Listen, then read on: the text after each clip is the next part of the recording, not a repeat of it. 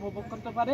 দুই দলের কাছে আমার আবেদন থাকবে যে সুন্দর খেলা, আজকের খেলাটা যেন সুন্দর হয়। সবাই যেন আজকের খেলা দেখে মনে হচ্ছে যেহেতু বিপিএল খেলা চলছে, এই বিপিএল খেলার মতো খেলা হয়। আমি এই বলে ধন্যবাদ। আপনাদের প্রতি একটা অনুরোধ থাকবে, আপনারা যে দলই আজ জিতবেন আগামী খেলায় জার্সি এবং ট্রাউজার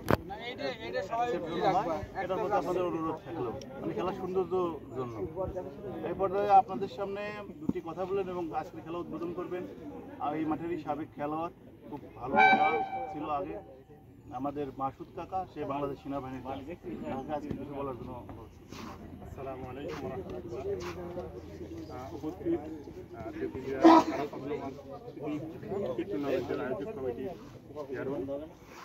আজকের প্রতিদ্বন্দ্বিতাপূর্ণ আয়োজনের আজকের যে দুই দল, সবাইকে অভিনন্দন জানাচ্ছি আমাদের তেঁতুলিয়া সংস্কৃতি সমিতির পক্ষ থেকে। ক্রিকেট একটা খুবই জনপ্রিয় খেলা, আমরা সবাই জানি। আমরা চাই আমাদের যে আয়োজন, এই আয়োজনটা হচ্ছে ক্রিকেট খেলা মানে হচ্ছে আনন্দ। আমরা আনন্দের জন্য খেলি।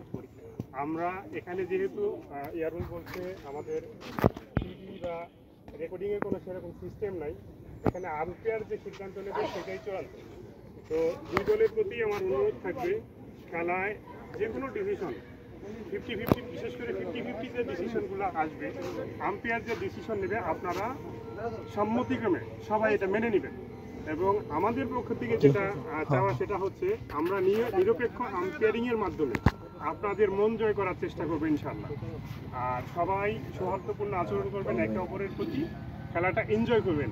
আমরাও বাইরে থেকে আপনাদের খেলা উপভোগ করার জন্য অপেক্ষায় থাকলাম। আজকে আর বেশি কথা বাড়াবো না, আপনাদের বিজয় যেই দলই হন না কেন অগ্রিম শুভেচ্ছা দিয়ে আমি আমার বক্তব্য শেষ করছি। খেলাটা